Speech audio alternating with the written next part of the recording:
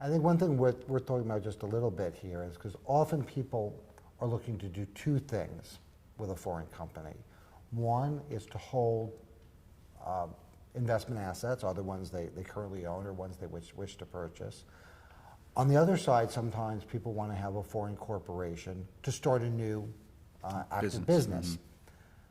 Couple things. You generally do not want to try to do those two things in the same entity for two primary reasons. One, the jurisdictions which are best for asset protection purposes tend not to be the same foreign jurisdictions which are best for conducting an active business for a wide range of reasons we don't have to go into here. Number two, we generally want them to have a different tax status in the US, and this gets a little confusing. And just a very, very quick touch of history here and why this all makes sense, because people often, I think, get confused with this idea of entity classification elections, and we've talked about this before. When I was young, actually it's in the age of the dinosaurs, when I was young, foreign entities were classified for US tax purposes based on, there's this sort of list of 4 factors.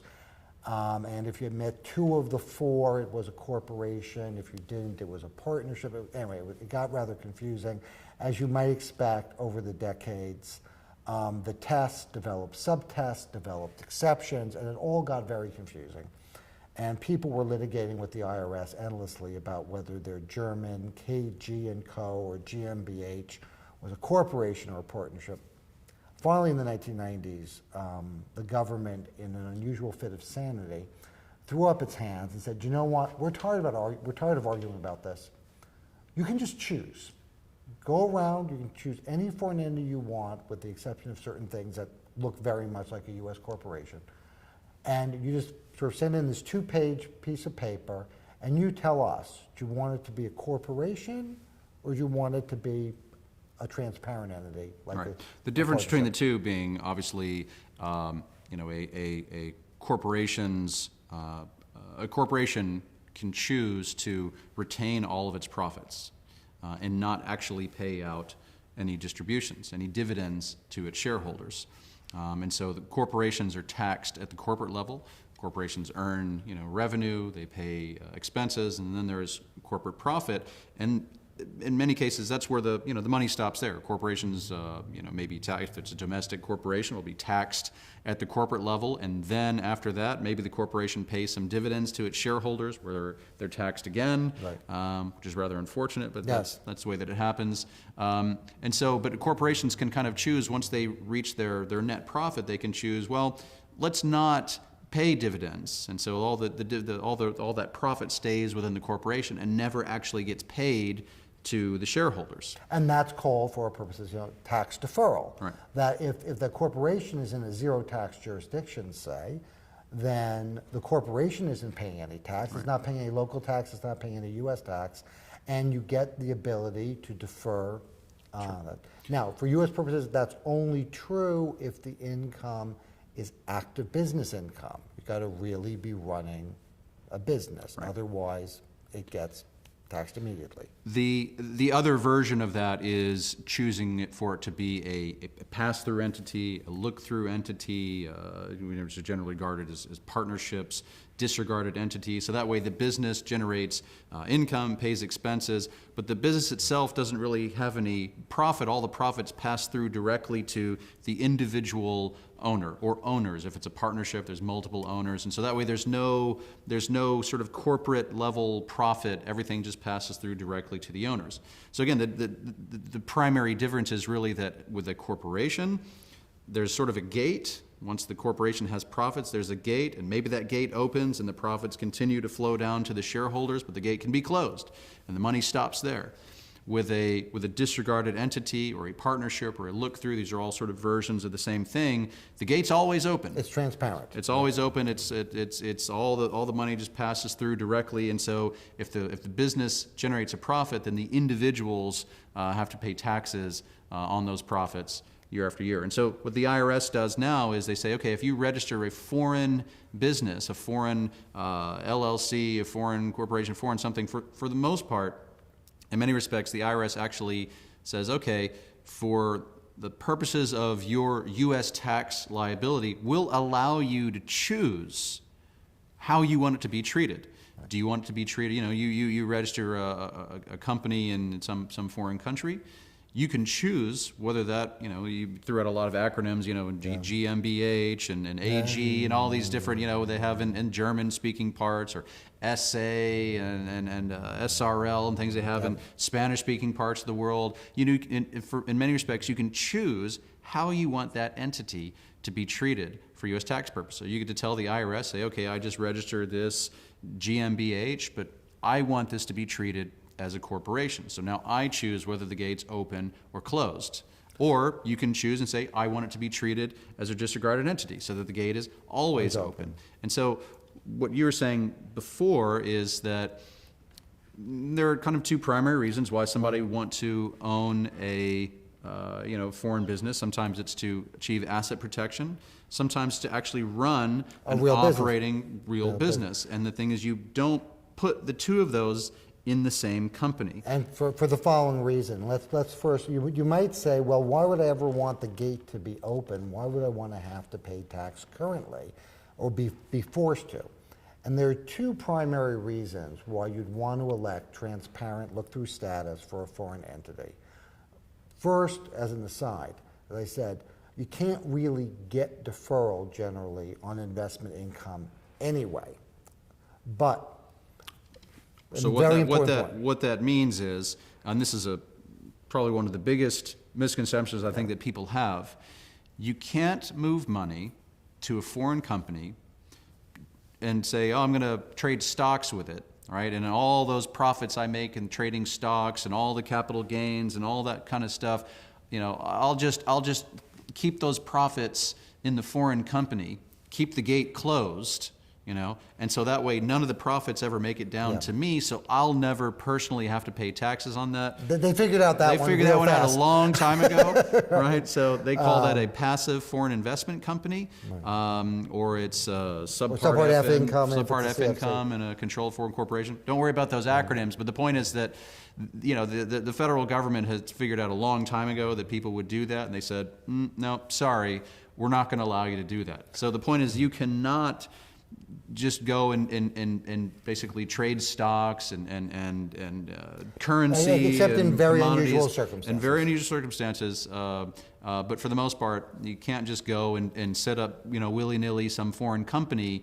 and expect that you'll be able to kind of trade stocks tax-free, keep the gate closed and keep all the profits of your stock trading and your successful investment accounts in that foreign company and never have to pay tax. And it's actually worse than that, and this is why, again, these are the two reasons why you'd want to elect transparent treatment. Let's just go back to that. Let's assume, and again, with most of these foreign entities, if you do nothing, they default to corporate status. Again, a huge misconception I see, even among accountants and others. A domestic limited liability company defaults to being a disregarded entity or a partnership. If you just form an LLC in the United States, in Nevada or Delaware, wherever it is, and you do nothing, you can also make elections for domestic entities. You can send that form to the IRS. For any kind of entity other than a corporation. You could register an LLC in California and choose for it to be treated as a corporation. Often people do form an LLC and then elect for it to be treated as an S corporation. That's a very common technique. But, okay, for reasons that are difficult to explain, if you form an LLC in a foreign country, the default rule is the opposite. It defaults to corporate status. Now, let's assume... Gates closed. Gates closed. Right. Now, a couple things happen here. Let's look at why, or maybe even three reasons why. Let's assume that foreign corporation were to buy stock, with the example I always use, and that's something everybody knows, in Ford Motor Company. And the company buys Ford stock and holds the Ford stock, there are dividends, and then later the company sells the Ford stock and buys Ferrari stock, which is about to get listed because it's more glamorous. So, okay. All right. What are the U.S. tax consequences? Now, If you had held that Ford stock individually for more than a year, as we all know, you're eligible for capital gains rates, which are 20 points lower than ordinary rates. And had you gotten a dividend from the Ford Motor Company, it would be treated as a qualified dividend, again, taxable at capital gains rates. If the foreign corporation gets a dividend, it's taxable in that same year, regardless whether it's distributed, as ordinary income. And when you sell when the foreign company sells the Ford stock, that capital gain, again, is taxable immediately, also at ordinary income. And now let's also assume, for a second, because this does happen sometimes, that the country in which the foreign company is located itself imposes a gains tax, an income tax, on either the dividends or when you sell the shares. You will not get a credit for those taxes when they're paid. You can get basically a deduction, but you don't get a foreign tax credit. In contrast, if you'd simply filed the 2-page form to treat it as a disregarded entity or a partnership, when you got the dividend from Ford, it'd still be treated as a qualified dividend. You get the lower rate.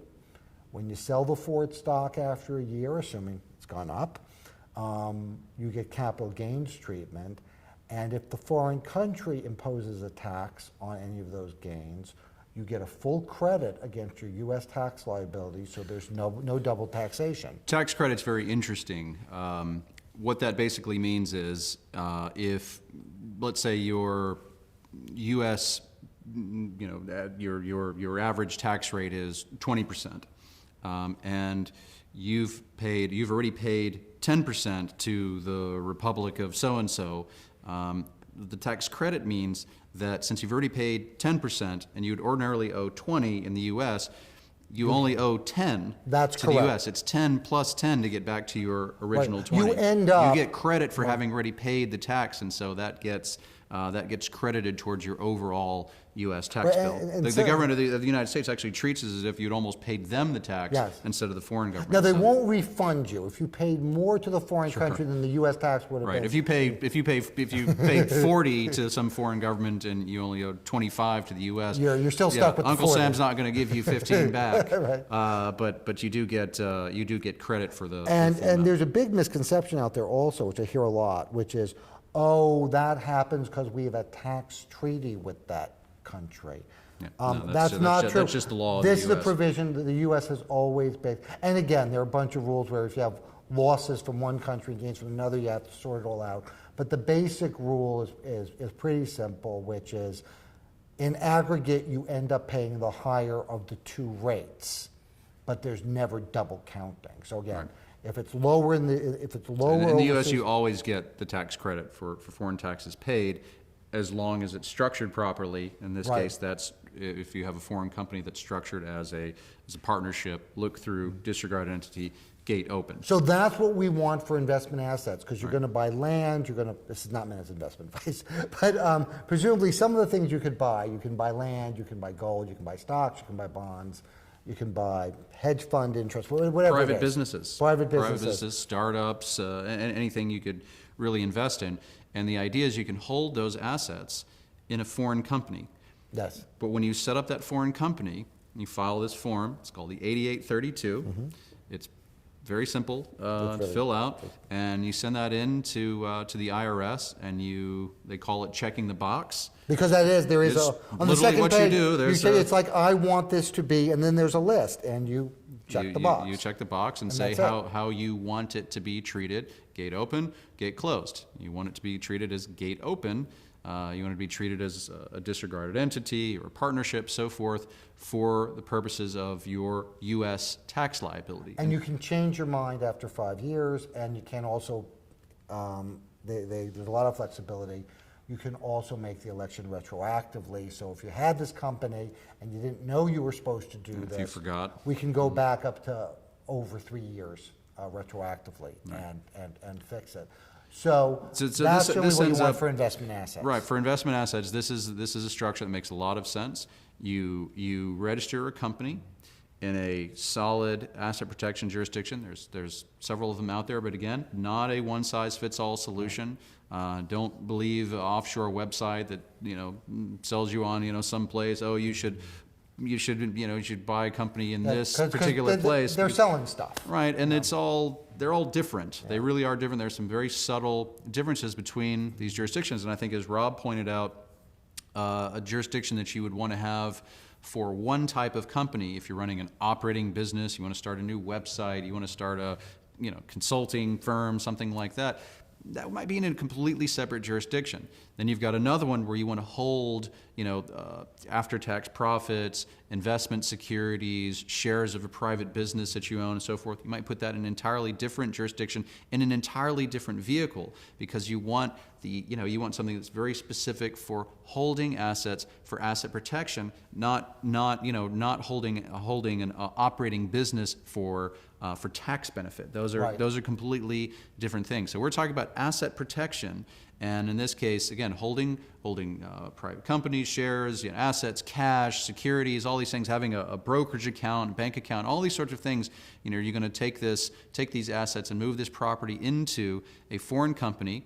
You file the 8832, you tell the IRS, I want this to be treated as a partnership, disregarded entity, gate open. And so what that means is all the gains, all the profits, all the investment returns, the interest in the bank account, the capital gains, all your trading profits, all that stuff, all those profits flow directly through to you as the individual taxpayer. So you'll pay taxes on that every single year. Right. And again, even if you're doing an active business, if the country in which you're operating is going to impose taxes, so wherever the company may be formed, let's assume you're doing real estate development in Costa Rica, and you're, again, developing properties and selling lots and doing all of that. If Costa Rica is going to impose significant local taxes on your profits, even though it's an active business, we still may want to check the box for pass-through treatment. So every business needs to be looked at individually in terms of what country you should incorporate in and how we should be structured both for local and U.S. tax purposes. Right. Again, one of the primary benefits that you get from checking that box and saying, keep the gate open, is you get the tax credit to ensure that, again, as if whatever taxes you might pay in Costa Rica or anywhere else get credited towards your overall tax bill in the United States. That means you don't have to pay double taxes.